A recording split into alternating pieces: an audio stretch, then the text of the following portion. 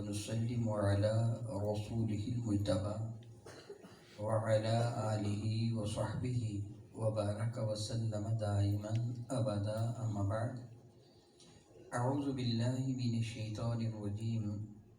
بسم الله الرحمن الرحيم. إن الله وملائكته يصلون على النبي يا أيها الذين آمنوا صلوا عليه وسلموا تسليما. اللهم صل وسلم وبارك على سيدنا ومولانا ونبينا محمد النبي الأمي الكريم وعلى آله وأصحابه أجمعين. الصلاة والسلام عليك يا سيدي يا رسول الله وعلى آلك وأصحابك يا سيدي يا حبيب الله. الصلاة والسلام عليك يا سيدي يا رحمة للعالمين وعلى آلك وأصحابك يا سيدي يا سيدي يا سيدي يا خاتم النبيين. نہایت ہی معزز محترم، بہت عزت و احترام کے لائق سادات کرام، علماء ذی وقار، حاضرین گرامی قدر، الحمدللہ تعالی ثم الحمدللہ تعالی ثم الحمدللہ تعالی. رب ذوالجلال کا بے پایاں احسان اور کرم ہے کہ اس خالق نے، اس مالک نے، اس الہی حقیقی نے محض اور محض اپنی شان کریمی کے تصدق مجھ عبد ناچیز کو اور اب سب احباب کو اپنے محبوب مکرم کا امتی بنا لیا. الحمدللہ ثم الحمدللہ ثم الحمدللہ تعالی. آپ اس بات سے بخوبی واقف ہیں کہ ایمان اللہ تعالی جل وعلا اور اس کے محبوب مکرم کی محبت کا نام ہے. اس طرح تھوڑی دیر بعد میں بالتفصیل اس موضوع پہ گفتگو کروں گا. اللہ تعالیٰ جل وعلا نے جو ہم پر کرم کیا، جو ہم پہ احسان فرمایا، جو میں نے عرض کیا کہ اللہ تعالیٰ کا بے پایاں کرم اور احسان ہے کہ ہمیں اپنے محبوب مکرم کا امتی بنایا. میں بطور دلیل آپ سے ایک بات پوچھنا چاہتا ہوں تاکہ جو کچھ میں نے کہا آپ کو میری بات کی صحیح سمجھ آ سکے. میں آپ سے ایک سوال کرتا ہوں، آپ خوب غور کے ساتھ میرے اس سوال کو سنیے گا اور پھر اس کا جواب دیجیے گا. بتائیے کیا آپ قرآن مجید فرقان حمید میلے کچیلے کپڑے رکھنے والے اس ٹوکری میں رکھنا پسند کریں گے؟ کیوں نہیں کریں گے؟ کیا سبب ہے؟ نہیں، میں نے ناپاک کپڑے نہیں کہا ہے. میں نے کہا وہ ٹوکری جس پہ میلے کچیلے دھونے والے کپڑے رکھے جاتے ہیں اس میں آپ قرآن کریم کو رکھنا پسند کریں گے؟ کیوں نہیں کریں گے؟ سبب کیا ہے؟ یاد رکھیے، اس کا صحیح ترین جواب یہ ہے، وہ ٹوکری مقام ذلت میں ہے. قرآن کریم عزت والی کتاب، وہ ٹوکری گندی نہیں ہے، وہ ٹوکری مقام ذلت میں ہے. قرآن کریم عزت والی کتاب ہے، تو عزت والی شے کو ذلیل جگہ نہیں رکھا جاتا. یہ بات آپ سمجھ گئے ہیں؟ میں نے کیا بلا کہا؟ عزت والی شے کو ذلیل جگہ نہیں رکھا جا سکتا. اللہ تعالیٰ کی عزت کی قسم، رب کائنات نے اپنا اور اپنے محبوب کی محبت کو ذلیل دلوں میں نہیں رکھتا. اللہ تعالیٰ اپنے اور اپنے محبوب کی محبت کے لیے دلوں کا انتخاب فرماتا ہے. اور آپ اس بات سے بہت اچھی طرح واقف ہیں کہ سونا بیچنے والا سونار سونے کے زیورات رکھنے کے لیے شکرکندی یا پکوڑے بیچنے والے کے ردی کے کاغذ کے ٹکڑے استعمال نہیں کرتا. سونے کے زیورات کو رکھنے کے لیے بہترین باکس کا انتخاب کیا جاتا ہے. اللہ کی عزت کی قسم، اللہ بھی اپنے اور اپنے محبوب کا پیار رکھنے کے لیے بہترین دلوں کا انتخاب کرتا ہے. سبحان اللہ. اس لیے میں نے کہا کہ اللہ تعالیٰ نے بہت بڑا احسان فرمایا کہ وہ عبد ناچیز کو بھی اور آپ صاحب احباب کو بھی اپنے محبوب مکرم کا امتی بنا دیا. علماء تشریف فرمائیں، امت کی دو قسمیں ہوتی ہیں، امت دعوت اور امت اجابت۔ امت دعوت سے مراد وہ لوگ ہوا کرتے ہیں کہ جن کی جانب وہ نبی تشریف لائے، جس طرح انبیاء بنی اسرائیل صرف بنی اسرائیل کی جانب تشریف لائے، ان کی امت دعوت بنی اسرائیل کے سوا اور کوئی بھی نہیں۔ موجودہ انجیل کے اندر لکھا ہوا ہے کہ حضرت عیسیٰ علیہ السلام تشریف لے جا رہے تھے، ایک خاتون حاضر ہوئی، اس نے عرض کیا کہ خداوند میری بیٹی بیمار ہے، اس کو شفا دے دیجیے۔ حضرت عیسیٰ علیہ السلام کے معجزات کو آپ جانتے ہیں کہ بیماروں کو شفا عطا فرماتے تھے، کوڑی کو صحت یاب فرما دیتے تھے، نابیناؤں کو بینا فرما دیتے تھے، مردوں کو زندہ فرما دیتے تھے، اور یہ سب کچھ اللہ تعالیٰ کے حکم سے کرتے تھے۔ اس عورت نے عرض کیا کہ میری بیٹی بیمار ہے، اس کو چھو کر اسے شفا دے دیجئے۔ حضرت سیدنا عیسیٰ علیہ السلام نے انکار کر دیا۔ آپ چل دیے، آپ کے ساتھ جو آپ کے حواری تھے، جو معتقدین تھے، جو صحابہ تھے آپ کے، جو آپ کے عقیدت مند تھے، اس عورت کا واہ ویلا اور رونا دھونا اتنا دردناک تھا کہ ان کے دل پسٹ گئے۔ انہوں نے کہا کہ اے خداوند اس عورت کی بیٹی کو شفا دے دے، دیکھ کس طرح رو رہی ہے۔ تو عیسیٰ علیہ السلام کا جواب یہ تھا، میں صرف بنی اسرائیل کی کھوئی ہوئی بھیڑوں کی طرف بھیجا گیا ہوں، غیر بنی اسرائیل کی طرف نہیں۔ غیر بنی اسرائیل مجھ سے فیض حاصل نہیں کریں گے۔ جب ان لوگوں نے تھوڑا سا اصرار کیا کہ حضور دیکھیے وہ بیچاری کس طرح تڑپ رہی ہے، کس قدر وہ رو رہی ہے، واہ ویلا کر رہی ہے، اگر آپ نگاہ کرم فرمائے اس کی بیٹی کو شفا مل جائے تو اس بیچاری کی ڈھارس بن جائے گی۔ تو عیسیٰ علیہ السلام کا جواب یہ تھا، معاذ اللہ موجودہ انجیل میں لکھا ہے کہ عیسیٰ علیہ السلام کا جواب یہ تھا، کیا میں خنزیروں کے آگے موتیوں کو ڈھالوں؟ کیا میں بچوں کے منہ سے روٹی کا ٹکڑا چھین کر کتوں کے آگے ڈال دوں؟ میں کبھی ایسے نہیں کروں گا۔ تو اس عورت نے ہاتھ جوڑ کے کہا، اے خداوند بعض اوقات بچوں کے بچے ہوئے ٹکڑے لوگ کتوں کے آگے ڈال دیتے ہیں، اسی وجہ سے میری بیٹی کو شفا دے دے۔ مگر عیسیٰ علیہ السلام شفا دینے سے انکار کر دیا کہ میں صرف بنی اسرائیل کی طرف بھیجا گیا ہوں۔ موجودہ انجیل میں لکھا ہوا ہے، میرے پاس موجود ہے۔ گویا عیسیٰ علیہ السلام تشریف لائے تھے تو صرف بنی اسرائیل کی جانب، غیر بنی اسرائیل کی جانب نہیں۔ وہ زمانہ تھا جب ایک ایک گاؤں میں ایک سے زیادہ نبی، کوئی نبی اس بستی کا، کوئی قریبی بستی کا، کوئی کسی شہر کا، کوئی کسی قریہ کا، بلکہ ایک ایک گھر میں ایک سے زیادہ نبی۔ حضرت سیدنا ابراہیم علیہ نبینا علیہ السلام اللہ تعالیٰ جل وعلا کے برگزیدہ نبی، ان کے لخت جگر حضرت اسماعیل بھی اللہ کے نبی، حضرت اسماعیل کے چھوٹے بھائی حضرت سیدنا ابراہیم کے دوسرے لخت جگر حضرت سیدنا اسحاق بھی اللہ تعالیٰ کے نبی، حضرت اسحاق کے لخت جگر حضرت یعقوب بھی اللہ کے نبی، حضرت یعقوب کے بیٹے حضرت یوسف بھی اللہ کے نبی، زمانہ ایک ہے۔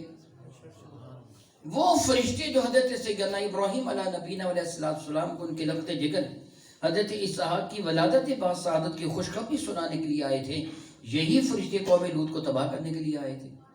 گویا ایک علاقہ میں حضرت لوط کا سکہ چلتا تھا اور دوسرے علاقہ میں حضرت ابراہیم کا کلمہ پڑھا جاتا تھا، وقت ایک ہی تھا۔ حضرت سیدنا سلیمان علیہ السلام اللہ تعالیٰ کے نبی ہیں، اور ان کے والد ذیوقار حضرت سیدنا داؤد بھی اللہ کے نبی ہے، گھر ایک ہے، ایک گھر میں دو نبی ہیں۔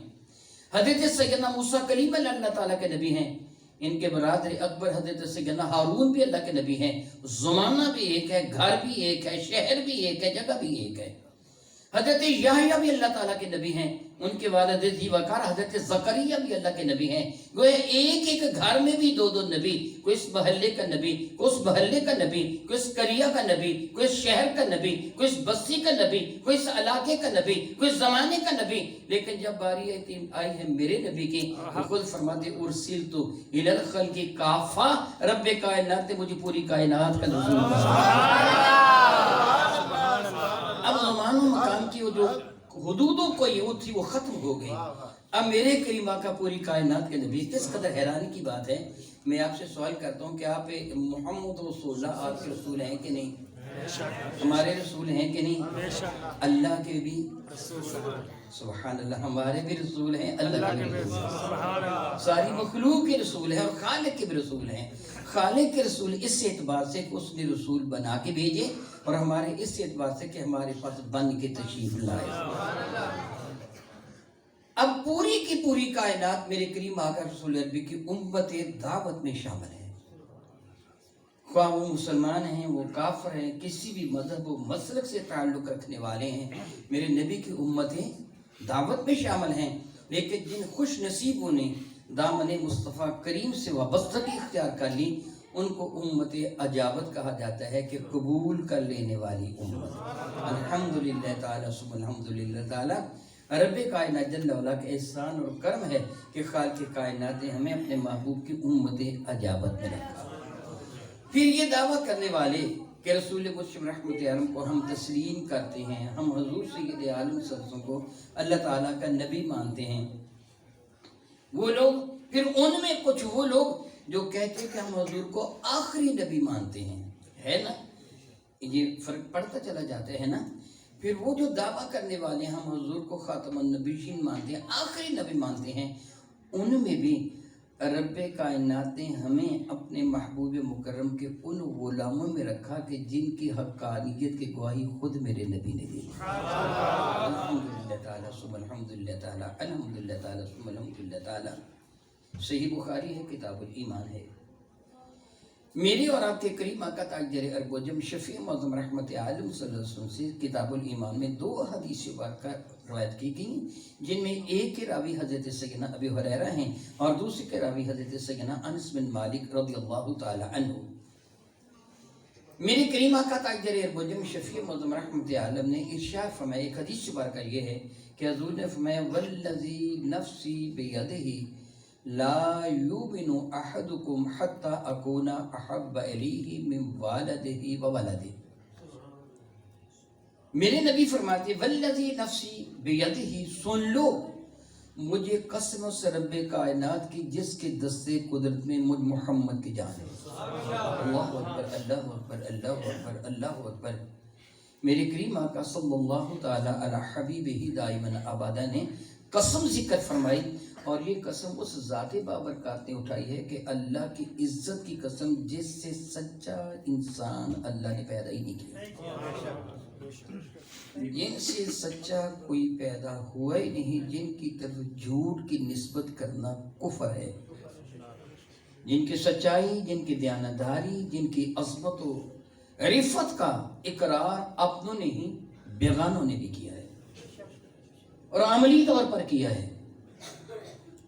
میں اس کی دلیل یوں دوں گا کہ آپ مجھے بتائیے، میرے اور آپ کے کریم آقا تاجر ارب و جم شفیع معظم رحمت عالم شب ہجرت، جب میرے قریب ہجرت فرما کے مکہ مکرمہ سے مدینہ طیبہ کی طرف آپ نے سفر ہونے والے تھے، تو حضور نے حضرت علی المرتضیٰ کو اپنی چارپائی پر کیوں لٹایا تھا؟ صدیق اکبر کو ساتھ لے کے چلے گئے، سیدنا علی المرتضیٰ کرم اللہ کو فرمایا تو میری چارپائی پہ لیٹ جاؤ۔ حضور حضرت علی کو اپنی چارپائی پہ لٹا کے کیوں گئے تھے؟ آپ بتائیں گے مجھے؟ جی، اے علی تم لوگوں کی امانتیں، اور آپ جانتے ہو اس وقت کیفیت کیا تھی لوگوں کی؟ ننگی تلواریں لیے میرے کریم آقا کے کشان مقدس کا محاصرہ کر رکھا تھا، دروازے کے سامنے وہ لوگ کھڑے تھے، ننگی تلواریں ان کے ہاتھوں میں تھیں۔ وہ کیوں تھیں؟ کہ جو ہی رسول رحمت اپنے کشان مقدس سے باہر قدم رکھیں گے تو یہ سارے کے سارے جوان یک لخت ان پہ حملہ کر دیں گے، پتہ نہیں چلے گا کس کی تلوار کہاں لگی ہے، اور معاذ اللہ تعالیٰ سو معاذ اللہ تعالیٰ وہ عمل کریں گے جس سے شیطان خوشی سے ناچنے لگے۔ یہی مقصد تھا نا ان کا، میں دوسرے جملے میں نہیں ادا کر سکتا۔ شیطان کو خوش کرنے کے لیے کہ ہم یہ کر کے رکھ دیں گے، کس قدر حیرانی کی بات ہے، جان کے اتنے دشمن ہے کہ تلواریں لے کر محاصرہ کر رکھا ہے کہ ہم ان کے ساتھ یہ سلوک کریں گے، مگر یقین اتنا ہے کہ اپنی امانتیں بھی انہی کے پاس رکھی ہوئی ہیں۔ سوچیے تو صحیح، سوچیے تو صحیح، اتنا یقین ان کی دیانت پر، ان کی سچائی پر، اپنی امانتیں بھی انہی کے پاس رکھی ہیں۔ پھر میرے کریم کا کردار دیکھیے، جان کے دشمنوں کی امانتوں میں خیانت دیکھی، حضرت علی کو چھوڑ کے گئے ہیں، لوگوں کی امانتیں واپس کر کے۔ وہ ذات کہ جس کی شخصیت پر بدترین دشمن بھی انگلی نہیں رکھ سکا، اس ذات نے رب کائنات کی قسم اٹھائی ہے۔ ذرا غور تو کیجیے، وہ سادہ سے لفظوں میں ارشاد فرما دیجئے اللہ احد، رب نے فرمایا قل هو اللہ، کہہ دیجئے وہ اللہ ایک ہے بغیر کسی قسم کے۔ میرے قریب فرما دیں هو اللہ احد، وہ اللہ ایک ہے، اس کا انکار کرنا کفر ہے۔ بھلا کیا اس کا انکار کرنا؟ میرے قریب بالکل سادہ انداز میں کو خبر دے دیں اس خبر کا انکار کفر ہے، تو ایمان سے بتائیے جس کو میرے نبی قسم سے موقع فرما دیں، اللہ کی قسم اٹھا کے فرما دیں کہ یہ بات ہے، ایمان سے بتائیے پھر اس کا انکار کفر ہوگا کہ نہیں ہوگا؟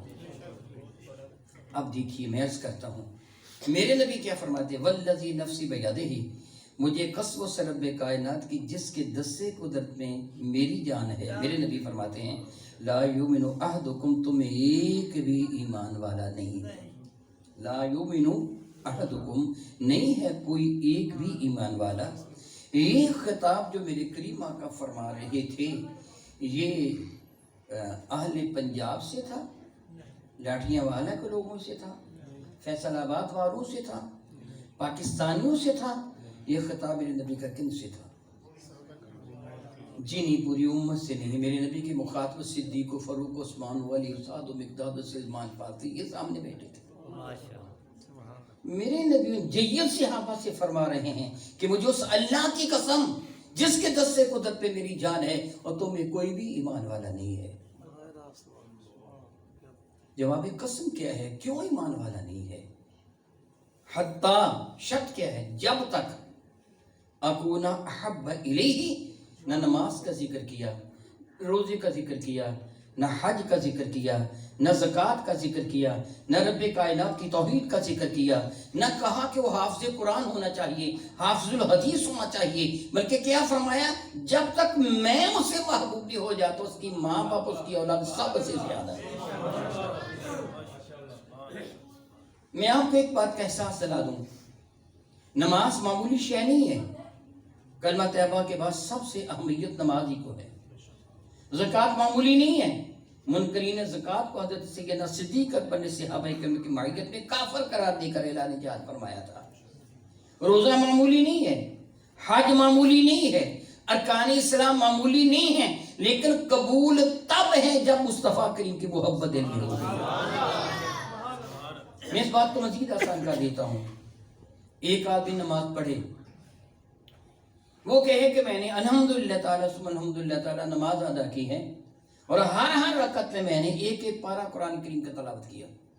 آپ کے سامنے کوئی بندہ آئے کہ ہر رکعت میں قرآن کریم کا ایک ایک پارہ تلاوت کیا، یاد رکھیے میرے کریم آقا علیہ کے اشارہ گرامی قدر ہے کہ تم زبانی قرآن پاک پڑھو تو 1000 ثواب ہے، تم اوپر دیکھ کر پڑھو تو 2000 ثواب ہے، نماز میں پڑھو تو 4000 ثواب ہے، زیادہ ثواب ہے۔